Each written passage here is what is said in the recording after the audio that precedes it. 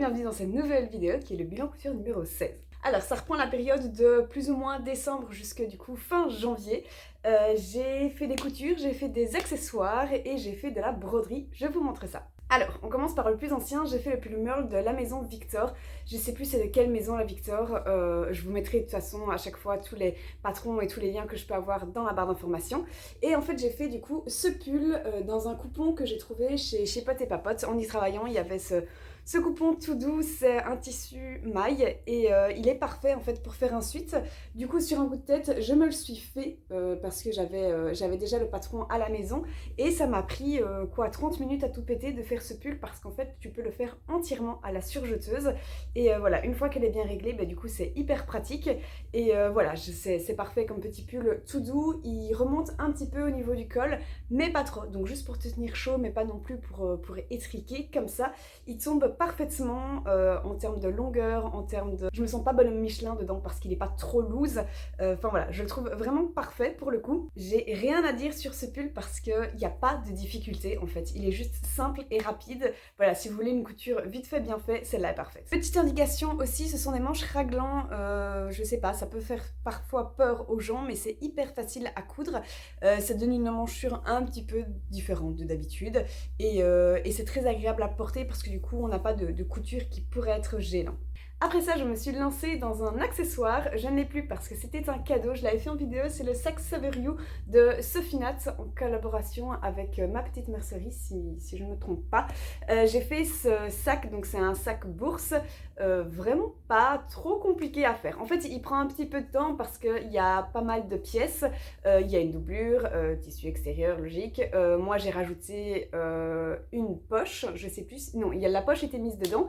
Et alors, ce qui va prendre un petit peu de temps en fait, c'est de mettre l'aimant à la finition, c'est de mettre les petits clous en dessous du sac pour pouvoir le poser au sol, rajouter la chaîne, mettre les œillets. Voilà, c'est ce genre de choses qui prend un petit peu de temps et qu'on peut dire technique, mais en vrai quand on y va étape par étape, c'est pas très compliqué. Donc voilà, un petit sac vraiment chouette à faire. En cadeau, c'est vraiment parfait. Et alors moi, la difficulté, on va dire, que je me suis rajoutée, c'est en fait que j'ai commencé à faire du matelassage. Donc le tissu que j'ai choisi, en fait, c'est un velours noir. Je trouve ça splendide, j'adore tout ce qui est velours, côtelé ou pas côtelé, j'adore. Et je l'avais en chute des tissus. Pour l'intérieur, j'avais aussi une chute en fait d'une ancienne chemise. Et du coup, c'était des petits fusils comme ça, donc parfait pour la doublure. Et alors j'ai voulu du coup matelasser mon velours noir parce que je venais de recevoir mon pied presseur. Du coup je voulais tester ce qu'était le matelassage et j'étais ravie du rendu. C'est un petit peu long à faire parce qu'en fait il faut matelasser ces grands pans de tissu. Là j'en avais 3, enfin j'en ai fait 4. C'est genre quoi, 50 cm sur 70. C'est un peu long à faire parce qu'il faut faire chaque ligne, ensuite bien épingler chaque ligne et puis matelasser du coup votre tissu principal. Donc moi ici c'était le velours avec du coup de la watine. C'est un peu long mais vraiment ça vaut le coup pour le résultat. C'est un petit peu solide comme ça pour un sac.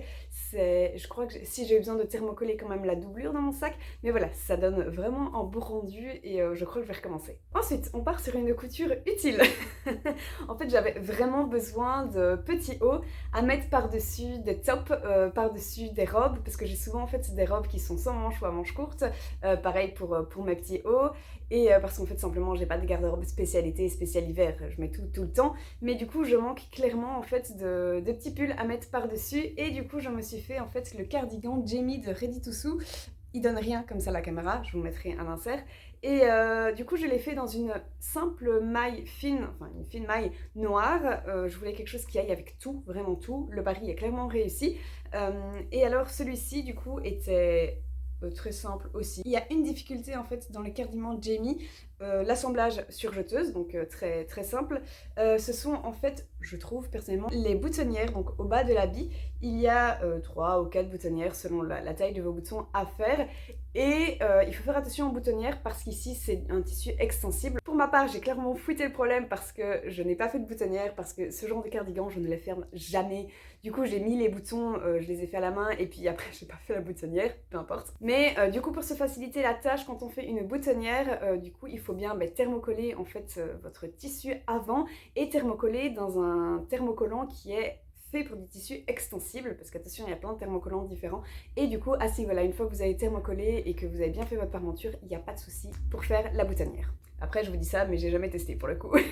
À part ça, voilà, c'était un patron simple, rapide à faire, franchement, pas trop de difficultés. Je me rends compte que j'ai en fait quasiment pas de difficultés dans les coutures que j'ai fait là en décembre-janvier. Bah écoutez, voilà. Il taille bien et il taille un petit peu loose, il faut savoir, parce que je voulais quelque chose de plus serrant, mais finalement c'est pas le cas. Le patron l'a clairement indiqué, hein, c'est juste moi qui n'ai pas fait attention. Mais voilà, c'est tout ce que j'ai à dire sur ce patron. Ensuite, de nouveau très utilitaire, j'avais besoin de ranger tout ce qui est ma Slow Cosmétique dans un vanity. J'avais déjà un vanity, mais c'était un vieux que j'avais à l'époque où j'allais encore chez Yves Rocher, donc autant vous dire 10 ans. Attends, j'ai 25 ans, j'y allais vers mes 15 ans, donc ça fait 10 ans que je l'ai. Et en fait, à force, vu que c'est du plastique, il se dégradait complètement et ça allait bientôt péter. Du coup, avant de déménager, je me suis dit que j'allais refaire un vanity et le voici. Je l'ai fait dans ma Suédine, c'est une chute de tissu. Je m'étais fait un sac dans ce tissu-là. Et voilà, j'en avais encore un petit peu, donc je me suis fait cette vanity.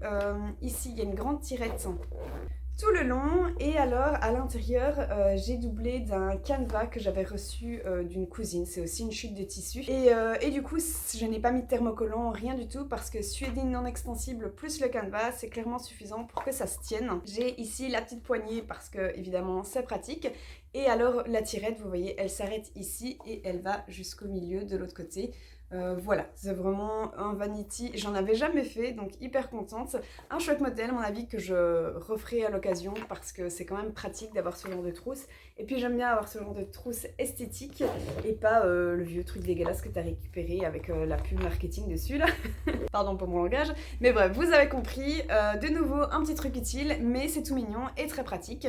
Je vous mettrai le patron, je sais plus c'était de qui, je l'ai trouvé sur un blog, mais je vous mettrai en barre d'infos. Ensuite, je vais vous parler d'un truc. Je n'ai absolument pas terminé aucun de mes deux projets, mais j'ai débuté de la broderie. Je me suis lancée dans la broderie parce que il y a un rayon broderie dans la boutique Chipote et Papote, et du coup j'ai voulu un petit peu essayer. J'ai voulu essayer pour Noël, et donc j'ai commencé à broder un Père Noël sur un tote bag. C'est un kit en fait qu'on vendait. Donc voici, je vais vous montrer plutôt à quoi ça doit ressembler. Ça doit ressembler à ceci, et je n'ai pas du tout terminé. J'aime broder, c'est agréable, mais c'est lent, et du coup je prends pas beaucoup le temps en fait. Quand je brode, c'est genre quand je suis devant la télé posée à rien faire et que j'ai envie d'occuper mes mains. Mais du coup, c'est pas très souvent. Je pense que, parce que là maintenant pour aller au boulot, je vais prendre le train à chaque fois une demi-heure de trajet. Je pense que là du coup je broderai. Mais bref, donc voici ce que ça doit donner.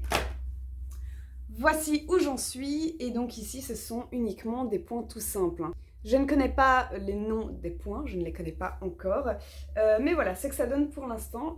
J'aime vraiment bien, sauf que comme il est long et qu'on n'est plus du tout au moment de Noël, ça a commencé à être redondant, et du coup j'ai commencé un autre petit dessin.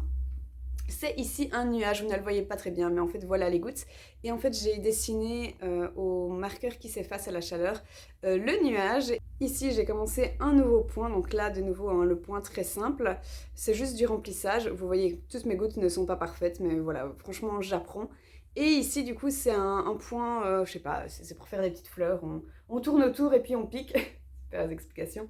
Mais donc voilà, j'avais envie de vous montrer quand même un petit peu de broderie. Je ne sais pas du tout à quoi ça me servira, à rien je pense. Mais en fait j'ai vu sur le site de DMC, gros site où vous pouvez d'ailleurs trouver des patrons gratuits pour broder. Et en fait ils montrent des exemples de photos où en fait il y a de la broderie sur des habits, et je trouve que ça donne vraiment très bien. Genre sur des petits tops d'été, un peu en matière jeans comme ça, un peu de brin de lavande ou quoi. Je trouve ça super joli et je me dis pourquoi pas faire ça sur certains habits que j'ai cousus, ça pourrait être cool. Et du coup, bah, je m'entraîne un petit peu à broder, mais comme c'est long, j'avance pas très vite. Ensuite, on revient à la couture, et j'ai fait le top Ayem Naos. En fait, ça fait très longtemps que je le vois sur le compte de Caroline VNN sur Instagram, et elle l'a fait en vert, en rose, en plein de couleurs différentes. Et à chaque fois, j'adore ce patron et je me suis dit que c'était le moment d'essayer différentes marques de patrons. Voilà, j'ai envie de voir un petit peu d'autres choses. Et du coup, j'ai essayé les patrons de I.M. Pattern et franchement, je suis trop contente. Je l'ai fait dans une chute de tissu léopard, c'est du polyester. Donc ça, vous allez voir, c'est un peu un inconvénient parce que ça glisse. C'était une chute de tissu. J'avais aidé Margot, donc mon ancienne coloc, à faire la jupe La Bohème avec elle. Et du coup, voilà, j'ai récupéré ce polyester qui est très beau, mais en fait, il est très casse-pied parce que vous voyez ici, les bretelles sont censées être vachement plus fines, mais moi, j'ai dû les agrandir parce qu'avec le polyester, je n'arrivais pas à faire de double rentrée sans qu'à un moment donné, ça parte tellement ça glisse. Et même avec le fer à repasser, j'ai du mal à marquer le tissu. Bref, j'ai réussi à me démerder et je suis très contente. Autant la taille en longueur qu'en largeur, j'ai pas l'air d'un sac à patates dedans, même si je suis toute fine et que c'est un truc loose. Voilà, je trouve que ça donne aussi des très jolies épaules et je suis vraiment fan du résultat. Je pense que du coup, je m'en ferai plusieurs. Je fais rarement plusieurs fois le même habit, mais là, c'est vraiment le petit top pratique qui me met, je trouve, bien en valeur. Et du coup, je pense vraiment que je vais en refaire dans mes chutes de tissu. Et alors, dernière couture, vous l'avez peut-être déjà vu sur ma chaîne, vu que j'en ai fait une vidéo YouTube entière, c'est la veste courte de chez Ambitious Elle. Donc en fait, c'est Wissou du coup qui m'a permis d'avoir ce patron gratuitement. Et c'est un patron qui était en anglais, donc difficulté à ce niveau-là. Mais finalement, comme je vous ai expliqué dans ma vidéo, tout va bien, ça s'est bien passé. Et du coup, je vous ai fait le tuto en français pour si jamais vous galérez vous. J'ai voulu faire cette veste parce que du coup, elle est courte pour pouvoir la mettre de nouveau comme un petit pull entre guillemets comme le cardigan de Jamie à mettre au-dessus de ma robe, au-dessus de mes tops en hiver, et puis en été évidemment elle sera pratique vu que ce sera une veste quoi.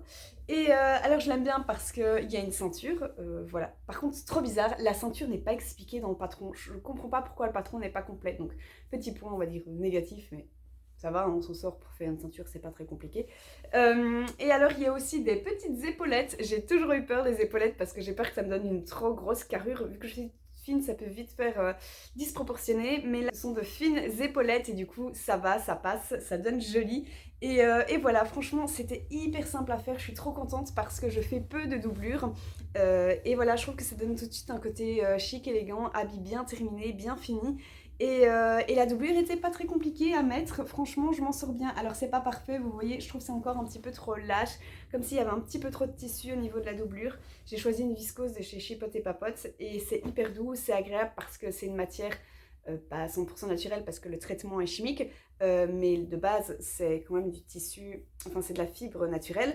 Et du coup c'est agréable parce que je peux bouger dedans sans transpirer trop comme avec du polyester. Donc voilà, très contente de cette doublure. Le tissu, lui, vient, c'est un jeans brun qui vient de la mercerie qui vient d'ouvrir à Florenville, qui s'appelle Florenfil, du coup, j'adore ce nom. Et donc voilà, je vous avais aussi emmené avec moi dans mon haul dans cette mercerie. Et donc voilà, je suis vraiment ravie. Elle donne très bien et je vais pouvoir la mettre encore longtemps. C'est tout pour mon bilan couture numéro 16. Donc vous avez vu, j'ai l'impression que c'est beaucoup des pièces de nouveau simples. Je me dis souvent ça dans mes bilans couture. Ou bien simplement peut-être que je ne me vois pas évoluer parce qu'en soi la doublure est une évolution. Mais voilà, surtout ce que j'ai envie en ce moment, c'est de découvrir différentes marques de patrons parce que j'ai beaucoup été dans ma zone de confort, c'est-à-dire les magazines de la Maison Victor, les Burda Easy, etc. J'ai envie de changer et je pense que ça me permettra aussi d'évoluer dans mes techniques de couture. Donc voilà, ça c'est cool. Ce qui va changer beaucoup aussi à présent, c'est que je vais avoir un atelier de couture vraiment entièrement à moi. Donc ça va être en fait la deuxième chambre de notre appart qu'on dédie du coup juste à mon atelier. Donc 12 mètres carrés pour de la couture, ça va être trop chouette. Je vais vous emmener avec moi dans tout ça.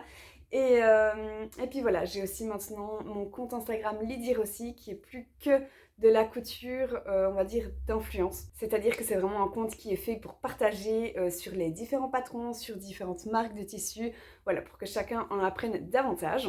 Bref, je ne vous en dis pas trop sur mes prochains projets couture, comme ça vous aurez des surprises pour mes prochaines vidéos. Sur ce, moi je vous dis à une prochaine pour une nouvelle vidéo. Bisous!